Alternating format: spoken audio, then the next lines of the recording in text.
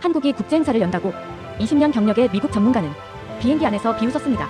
긴급 보도입니다. 2025년 경주 에이펙 정상회의가 전 세계의 예상을 완전히 뒤집었습니다. 작은 도시가 제대로 할 리 없다며 실패 보고서를 준비했던 사라 톰슨. 그녀는 카페에 노트북을 15분간 방치했고 그 순간 모든 것이 바뀌었습니다. 파리에선 10초 만에 사라졌던 물건이 한국에선 15분 후에도 그대로 있었습니다. 3분 만에 정리된 폭우, 4분 만에 구조된 생명, 그리고 천년 역사를 하나의 선물로 세계에 알린 외교. 우리가 완전히 틀렸어.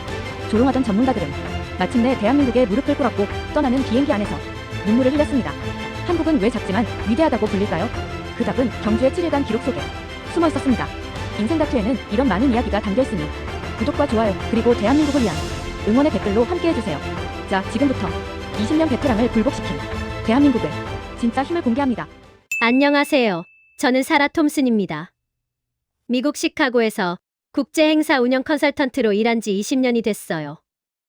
올림픽부터 G7 정상회담, 다보스 포럼까지 세계 곳곳의 행사장을 다녔죠. 제 이름 석자가 붙으면 행사는 성공한다는 말을 들었습니다. 그만큼 자부심이 있었어요. 2025년 10월 출장 공문을 받았습니다.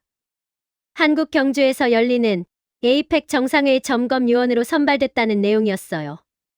솔직히 말하면 공문을 읽고 웃음이 나왔습니다. 한국이요? 그것도 서울이 아니라 지방 도시라고요? 파리는 세련됐고 뉴욕은 장엄했으며 런던은 완벽했습니다. 도쿄는 질서가 있었고 베를린은 현대적이었죠. 하지만 한국은 그저 아시아의 작은 나라, 전자제품 잘 만드는 나라 정도로만 알고 있었어요. 비행기 탑승 전날 밤, 동료 마이클과 제임스를 만났습니다. 공항 라운지에서 와인을 마시며 마이클이 먼저 입을 열었어요. 한국이 에이펙을 연다고? 회의실에 김치 냄새 나겠네. 우리는 모두 웃었습니다. 제임스도 거들었죠. 통역도 제대로 안 되고 표지판도 엉망일걸. 아시아 소도시에서 뭘 기대하겠어. 저도 한마디 보탰습니다. 글쎄요. 실패 사례 하나 기록하러 가는 거 아닐까요? 본사에 보고서 쓸 거리는 넘치겠네요. 우리는 또 한 번 크게 웃었어요. 마이클이 핸드폰을 꺼내 검색했습니다. 경주라는 도시를 찾아본 거예요. 인구 25만 명? 이런 작은 도시에서 국제 행사를 연다고? 말도 안 돼. 제임스가 고개를 저었습니다. 파리는 인구가 1000만이고 뉴욕은 2000만인데 25만짜리 시골 마을에서 세계 정상들을 모은다고? 준비 기간도 짧았다며? 이건 재앙이 될 거야. 저는 어깨를 으쓱했어요. 뭐 돈은 받아야죠. 게다가 실패를 예측하고 분석하는 것도 우리 일이니까요. 어차피 한국 정부가 우리를 부른 이유도 그거 아니겠어요? 망하기 전에 전문가 의견 들어보자는 거. 마이클이 와인잔을 들어 올렸습니다. 그럼 한국의 실패를 위하여. 우리는 잔을 부딪히며 웃었어요. 비행기에 탑승했습니다. 좌석에 앉자마자 제임스가 옆에서 속삭였어요. 사라, 솔직히 말해봐. 이번 행사 성공할 것 같아? 저는 고개를 저었죠. 전혀요. 시설도 부족할 거고 인력도 모자랄 거예요. 아마 언어 문제도 심각할 겁니다. 작은 나라가 국제 행사 경험이 얼마나 있겠어요? 마이클도 끼어들었어요. 내 친구가 2년 전 서울 갔었는데 영어 잘 안 통한다고 하더라. 서울도 그런데 지방은 오죽하겠어. 저는 노트북을 꺼내 메모를 시작했습니다. 예상되는 문제점들을 적어 내려갔어요. 첫 번째, 언어 소통 문제. 두 번째, 시설 부족. 세 번째, 인력 부족. 네 번째, 경험 부족. 다섯 번째, 문화적 차이로 인한 오해. 리스트는 계속 길어졌습니다. 비행기가 이륙했어요. 창밖을 보며 생각했습니다. 한국은 분명 최선을 다하겠죠. 하지만 최선을 다한다고 해서 모든 게 되는 건 아니에요. 국제 행사는 경험이 중요하거든요. 노하우가 쌓여야 하고 실수를 통해 배워야 해요. 한국은 그 과정을 충분히 거치지 못했을 겁니다. 출발 전날 밤, 남편 데이빗에게 말했던 게 생각났어요. 여보, 이번 출장은 그냥 형식적인 거야. 어차피 작은 도시에서 제대로 할 리 없어. 데이빗이 물었죠. 그럼 왜 가는 거야? 저는 웃으며 답했습니다. 돈은 받아야지. 게다가 실패를 예측하고 보고서를 쓰는 것도 일이니까. 데이빗은 이해한다는 듯 고개를 끄덕였어요. 비행시간은 13시간이었습니다. 저는 그 시간 동안 보고서 초안을 작성했어요. 제목은 이렇게 정했습니다. 소규모 도시의 대규모 행사 개최에 예상되는 문제점과 개선 방안. 벌써부터 실패를 전제로 한 보고서였죠. 제임스가 잠에서 깨어나 제 노트북 화면을 봤습니다. 벌써 쓰기 시작했어? 역시 사라답네. 저는 웃었어요. 뭐 예상 가능한 내용들이잖아요. 현장 가서 사진 몇 장 찍고 인터뷰 몇 개만 추가하면 끝이에요. 마이클도 일어나 기지개를 켰습니다. 나도 이미 머릿속으로 다 써놨어. 한국 열정은 있으나 준비 부족. 이런 식으로 쓸 거야. 우리는 또 웃었습니다. 비행기가 인천공항에 착륙하기 30분 전이었어요. 승무원이 착륙 준비를 안내했고 저는 안전벨트를 맸습니다. 창밖을 보니 한국의 땅이 보이기 시작했어요. 작은 나라였습니다. 섬처럼 보였죠. 저는 속으로 중얼거렸어요. 자, 이제 시작이군. 일주일 동안 관찰하고 기록하자. 그리고 본사에 제대로 된 보고서를 제출하는 거야. 하지만 저는 몰랐습니다. 일주일 후 제가 눈물을 흘리며 이 나라를 떠나게 될 줄은요. 인천공항에 도착했습니다. 생각보다 깔끔했어요. 표지판은 4개 국어, 화장실은 놀랄 만큼 깨끗했죠. 하지만 저는 코웃음 쳤습니다. 공항만 번지르르 하겠지. KTX를 탔어요. 좌석 넓고 와이파이 빠르고 정시 도착. 인정하긴 싫었지만 괜찮았습니다.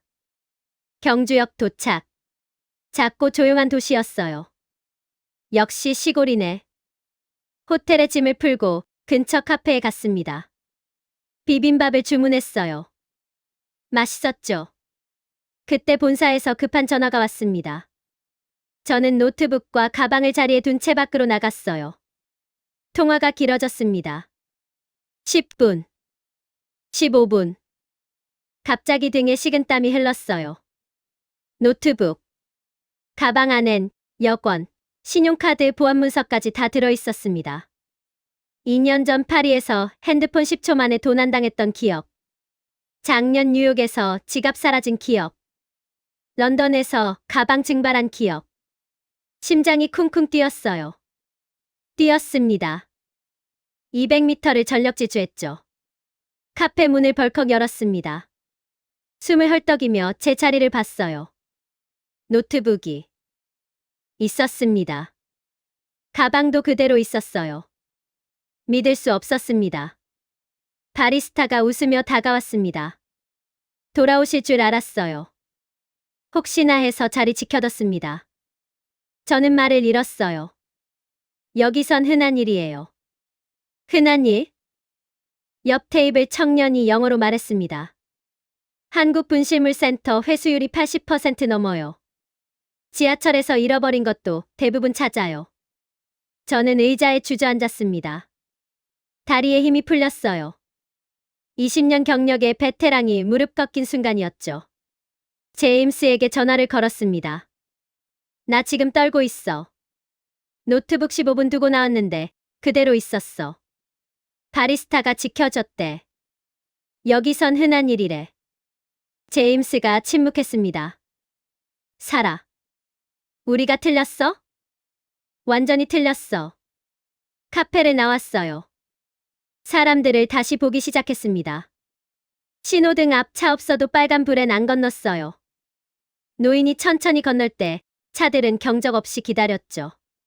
지하철에서 노약자석은 비어 있었습니다. 휠체어 탄 사람이 타자 승객들이 자연스럽게 비켜줬어요. 강제가 아니었습니다. 자발적 배려였죠. 호텔로 돌아왔어요.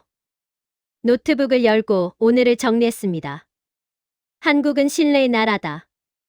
파리, 뉴욕, 런던에선 눈 한 번 팔면 물건이 사라진다. 하지만 한국에선 15분이 지나도 그대로 있다. 이건 우연이 아니라 문화다. 남편에게 전화했어요. 여보, 오늘 이상한 경험했어. 노트북 두고 나왔는데 15분 후에도 그대로 있었어. 운이 좋았네. 아니야. 운이 아니야. 이게 이 나라의 시스템이야. 당신이 그런 말을 하다니. 나 완전히 틀렸어. 이 사람들은 진짜야. 잠들기 전 생각했습니다. 내일은 뭘 보게 될까? 오늘 신뢰를 봤다면 내일은? 더 이상 실패를 예측하지 않았어요. 오히려 더 놀랄 준비를 하고 있었습니다. 4일째 오후 컨벤션 센터 광장에 200명 넘는 인파가 모였습니다. 프레스 패스 받으려는 기자들, 등록 기다리는 참가자들. 갑자기 하늘이 어두워졌어요. 그리고 폭우가 쏟아졌습니다. 경고도 없이 순간적으로. 저는 팔짱을 꼈습니다. 자, 이제 진짜 혼란이 시작되겠군. 하지만 자원봉사자들이 동시에 움직였어요. 누가 지시한 것도 아닌데 마치 수십 번 연습한 것처럼. 파란 우비 입은 그들이 비닐과 테이프를 들고 표지판을 덮었습니다. 꼬였던 줄이 순식간에 정렬됐어요. 저는 스톱워치를 눌렀습니다. 3분. 3분 만에 혼란이 질서로 바뀌었습니다. 한쪽에서 작은 테이블이 세워졌어요. 따뜻한 물, 종이컵, 접이식 의자. 노인과 임산부를 위한 배려였죠. 기다림에도 품격이 있었습니다. 비가 그치자 봉사자들은 바닥을 닦았어요. 미끄러움 주에 팻말이 세워졌습니다. 한글과 영어로. 저는 중얼거렸습니다. 이건 훈련이 아니라 문화야. 그때였습니다. 한 외신 기자가 쓰러졌어요. 순식간이었습니다. 간호학과 학생이 달려왔어요. 기자를 눕히고 다리를 들어 올렸습니다. 회복 자세. 주변 봉사자들이 외쳤습니다. 구경하지 말고 비켜주세요. 공간 확보해주세요. 사람들이 자연스럽게 뒤로 물러났어요. 4분도 안 돼 의료팀이 도착했습니다. 들것에 실려 병원으로 이송됐죠. 저는 벤치에 주저앉았습니다. 스톱워치를 다시 봤어요. 비상 상황 2번. 대응 시간 각각 3분, 4분. 이건 우연이 아니야. 시스템이야. 제임스가 옆에 앉았습니다. 보고서로 배울 수 있는 게 아니야. 우리가 직접 봤잖아. 저도 고개를 끄덕였어요. 그래. 이건 지식이 아니라 문화야. 소리치지 않아도 움직이는 나라. 그날 밤 편의점에 들렀습니다. 삼각김밥을 샀는데 따뜻하게 데워주더군요. 직원이 웃으며 말했어요. 맛있게 드세요. 그 평범한 한마디가 이상하게 마음에 남았습니다. 호텔로 돌아와 노트북을 열었어요. 위기 앞에서도 소란이 없다. 혼란 대신 질서. 소음 대신 침착. 이것이 한국의 힘이다. 남편에게 전화했습니다. 여보, 오늘 또 놀라운 걸 봤어. 폭우 쏟아졌는데 3분 만에 대응했어. 사람 쓰러졌는데 4분 만에 처리했어. 당신 정말 달라졌네. 완전히 바뀌었어. 한국은 작지만 강해. 조용하지만 완벽해. 창밖으로 별이 빛났습니다. 비 그친 뒤 공기는 맑았고 도시 불빛이 고요히 흔들렸어요. 저는 확신했습니다. 한국은 해낼 거야. 아니, 이미 해내고 있어. 내일은 개막식입니다. 진짜 시작이죠. 저는 더 이상 의심하지 않았어요. 오히려 기대하고 있었습니다. 이 나라가 세계에 무엇을 보여줄지. 개막식 전날 밤. 언론이 떠들썩했습니다. 한국이 트럼프에게 신라 금관을 선물했다는 뉴스였어요. 미국 민주당 지지자들은 비난했죠. 노킹스 시위 중인데 금관을 선물하다니 저도 처음엔 의아했습니다. 타이밍이 좀. 하지만 세계 언론의 반응은 달랐어요. 캐나다 글로브 앤 메일이 특집 기사를 냈습니다. 트럼프를 매료시킨 고대 왕국 신라. 기원전 57년부터 서기 935년까지 한반도를 통일한 최초의 왕국. 신라의 수도 경주는 콘스탄티노플, 바그다드만큼 번영했다. 9세기 페르시아 지리학자는 신라를 황금의 나라라 불렀다. 저는 기사를 읽으며 소름이 돋았어요. 하나의 선물로 천년 역사를 세계에 알린 거였습니다. 그리고 시진핑에게는 바둑판을 선물했죠. 이탈리아 레푸블리카가 분석했습니다. 바둑은 2000년 역사를 가진 중국 유래 게임. 지혜와 절제, 균형의 상징. 한중 관계를 설명하는 선물이다. 유럽 외교 전문 매체는 이렇게 평가했어요. 한 명에게는 왕관을, 또 한 명에게는 바둑판을. 맞춤형 외교 선물이 주목받고 있다. 트럼프에게는 힘을, 시진핑에게는 균형을. 한국은 상징을 통한 메시지 외교의 중요성을 세계에 보여줬다. 저는 노트북을 덮었습니다. 제임스에게 메시지를 보냈어요. 이 나라, 보통이 아니야. 선물 하나에 역사와 전략을 다 담았어. 답장이 왔습니다. 나도 봤어. 우리가 무시했던 나라가 세계를 가르치고 있어. 저는 창밖을 봤어요. 경주의 밤하늘에 별이 빛났습니다.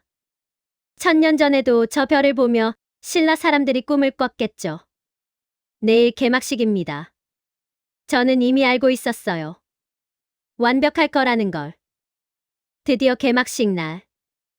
오전 8시, 수백 명이 이미 착석했지만 소란이 없었어요. 무대에 사계절 영상이 흘렀습니다. 봄의 벚꽃, 여름의 바다, 가을의 단풍, 겨울의 설경. 색감이 눈부셨어요. 전통 국악이 울려 퍼졌습니다. 청한 소리가 홀을 채웠죠. 무용수 30명이 등장했어요. 현대적으로 재해석된 한복. 비단이 조명을 받아 금빛으로 빛났습니다. 부채춤이 시작됐습니다.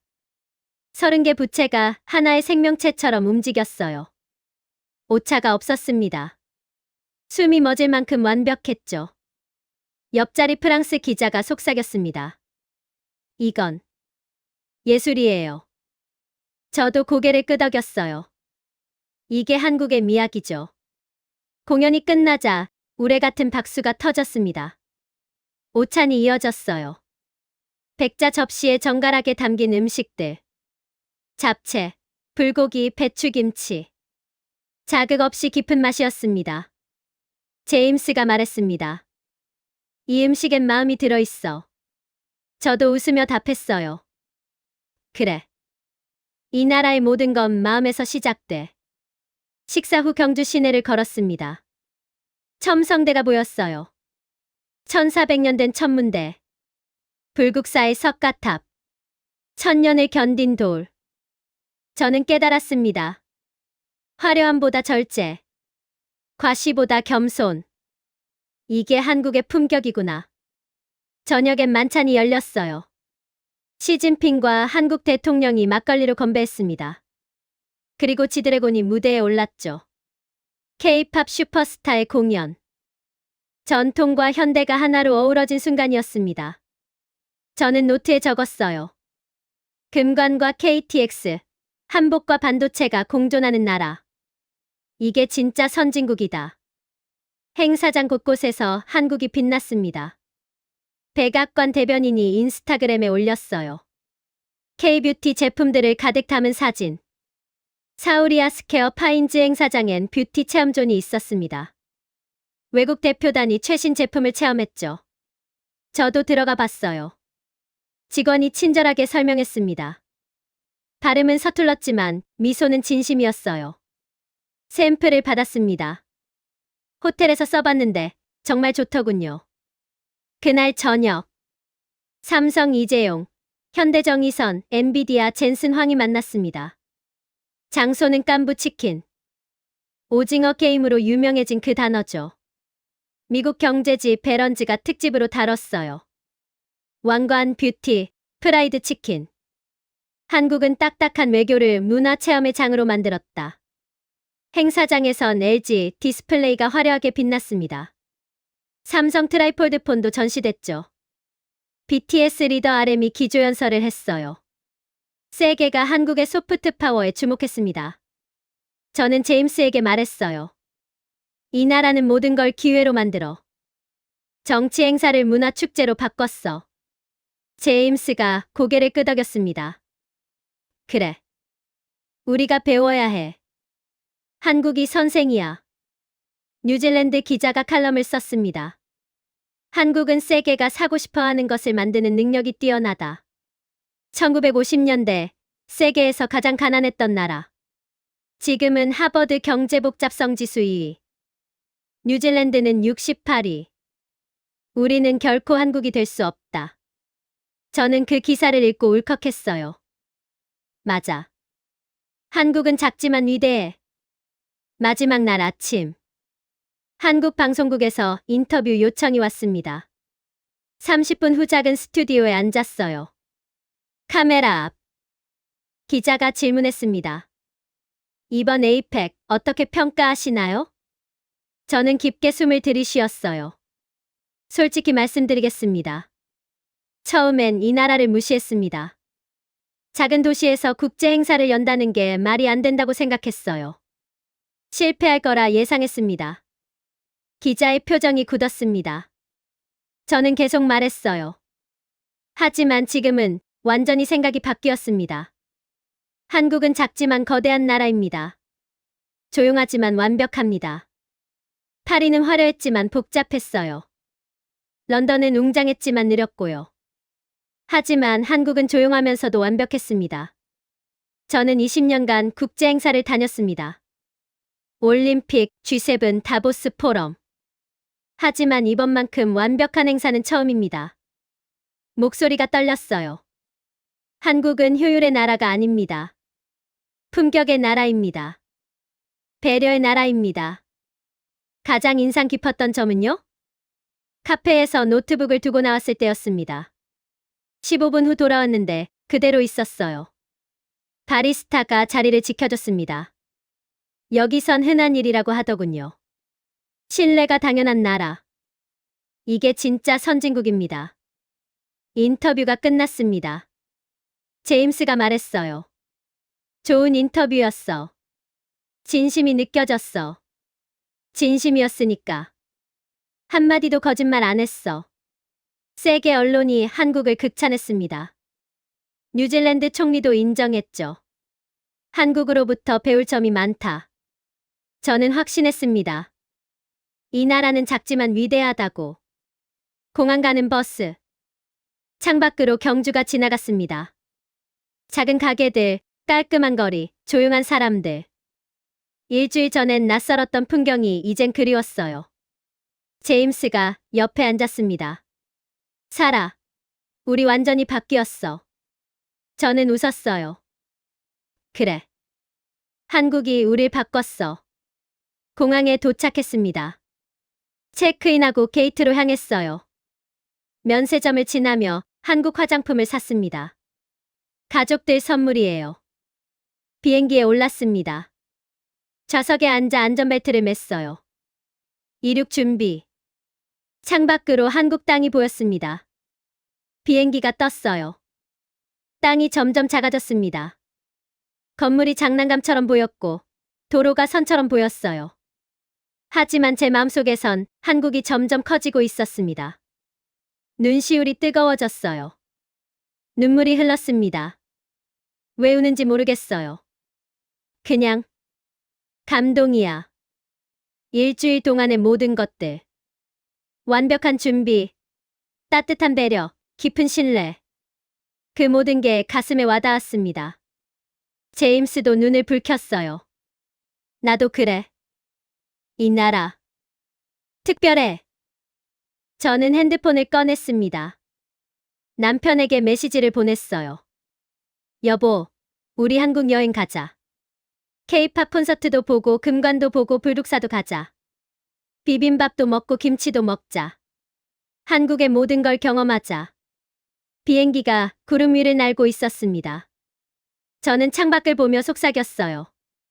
고맙습니다, 한국. 당신은 제게 가르쳐줬습니다. 진정한 선진국이 무엇인지. 진정한 품격이 무엇인지. 저는 다시 올 겁니다. 한국의 팬으로서. 한국의 친구로서. 그리고 한국을 세계에 알리는 전도사로서. 이 작지만 위대한 나라를, 조용하지만 완벽한 나라를, 겸손하지만 강한 나라를. 노트북을 열었습니다. 보고서 제목을 바꿨어요. 소규모 도시의 대규모 행사, 예상되는 문제점과 개선 방안. 이 제목을 지웠습니다. 새로운 제목을 썼죠. 한국 경주 에이펙, 세계가 배워야 할 완벽한 성공 사례. 본문을 쓰기 시작했어요. 한국은 증명했다. 크기가 아니라 품격이 중요하다는 것을. 화려함이 아니라 진심이 중요하다는 것을. 그리고 신뢰가 모든 것의 기초라는 것을. 비행기는 계속 날아갔습니다. 하지만 제 마음은 이미 한국으로 돌아갈 준비를 하고 있었어요. 자, 오늘의 이야기 어떠셨나요? 한국을 무시하던 미국 전문가가 결국 눈물로 인정한 대한민국의 진짜 모습. 작지만 위대하고 조용하지만 완벽한 우리나라가 정말 자랑스럽지 않으신가요? 여러분도 이 이야기를 들으며 가슴이 뿌듯하셨다면 대한민국 만세! 댓글로 자부심을 함께 나눠주세요. 오늘도 시청해주셔서 감사합니다. 다음에 또 감동적인 이야기로 찾아뵙겠습니다. 감사합니다. 내일 또 만나요.